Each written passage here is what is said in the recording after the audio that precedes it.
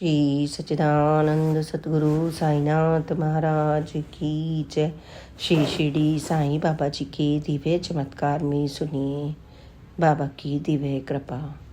1913 में शिरडी में primary school के प्रधानाचार्य दाजी वामन चिदंबरम ने साईं बाबा के भक्त काका दीक्षित को कहा कि उन्हें उनके स्कूल के विद्यार्थियों के बारे में बहुत चिंता है, क्योंकि वे पढ़ने में रुचि नहीं लेते। वे विद्यार्थी यह कहा करते थे कि हम तो साईं बाबा की उदी ले लेंगे और परीक्षा में पास हो जाएंगे। परीक्षा शुरू हुई। शिक्षा विभाग के उप शिक्षा निरीक्षक उस स्कूल में परीक्षा लेने के लिए आए। गणित की परीक्षा थी। स्कूल के सभी विद्यार्थी साईं बाबा के पास गए और उनसे उदी लगवाई। परीक्षा का परिणाम अच्छा निकला तो प्रधानाचार्य यह देखकर आश्चर्यचकित हो गए कि 100% उनके विद्यार्थी उस परीक्षा में पास हो गए थे। यह साईं बाबा की दिव्य कृपा का ही परिणाम था। श्री सच्चिदानंद सतगुरु साईनाथ महाराज की जय। अब बाबा की महिमा सुने। कुछ ही वर्ष पूर्व की घटना है। काफी समय से मैं असाध्य रोग से ग्रस्त थी। सारे शरीर पर, विशेषकर हाथों पैरों पर बहुत सूजन थी। दवाइयों का सेवन करने पर भी कोई उपचार नहीं हो पाया। मेरी दशा इतनी खराब हो गई कि मैं अपने वस्त्र भी नहीं बदल पाती थी। मुझसे अखबार तक भी नहीं पकड़ा जाता था। सारे शरीर में बहुत दर्द हो रहा था। लेटे लेटे ही मैंने शिरडी साईं बाबा से प्रार्थना की, साईं राम, मैं बड़ी निराश हूँ, शरीर से दुखी हूँ। मेरी इच्छा शिरडी आने की है, पर मैं पराधीन हूँ। मुझे कोई रास्ता भी नजर नहीं आता। आपके दर्शन के लिए इतनी आतुर हूँ कि आज ही इसी समय आपके दर्शन पाऊँ। मेरे भाग्य में है तो मैं आपके दर्शन पाऊंगी, जरूर पाऊंगी। मेरी व्यथा को समझना साईं बाबा, मैं आपकी शरण में हूँ।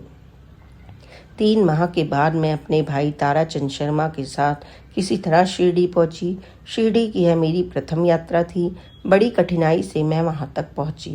मैं सोच रही थी कि शिरडी साईं बाबा की समाधि तक कैसे चल पाऊंगी, उनकी समाधि स्पर्श भी कर सकूंगी या नहीं, पर शिरडी साईं बाबा की कृपा से यह सब संभव हुआ।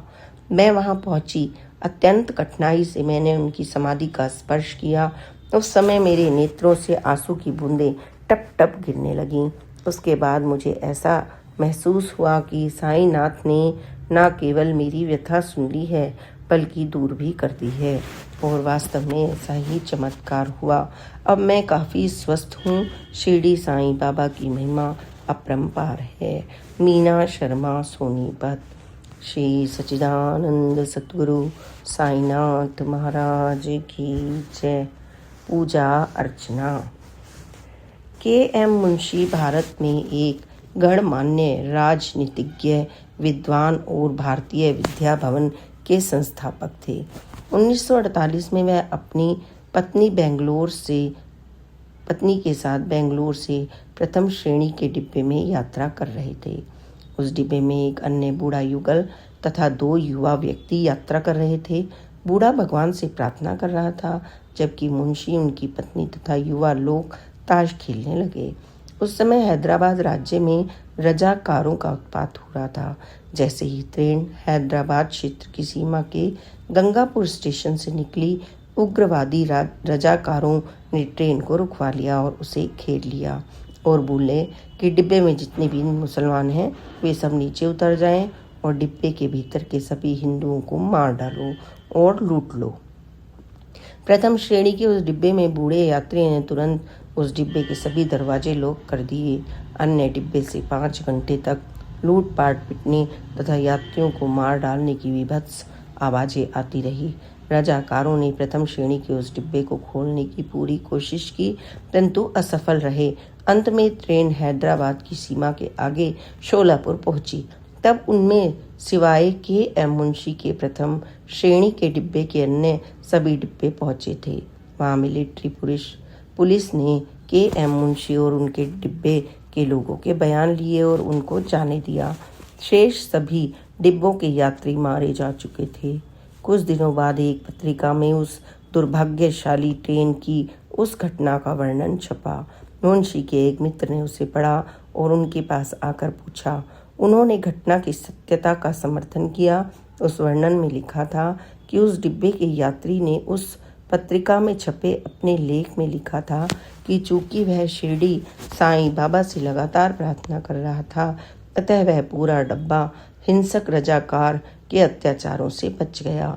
तब से के.एम. मुंशी ने श्री शिरडी साईं बाबा को मानना और उनकी पूजा करना प्रारंभ कर दिया। श्री सच्चिदानंद सतगुरु साईनाथ महाराज की जय। बाबा के प्यारे प्यारे चमत्कारों को सुनने के लिए please like, subscribe and share this channel. Om Sai Ram, जय साई राम, ओम साई राम।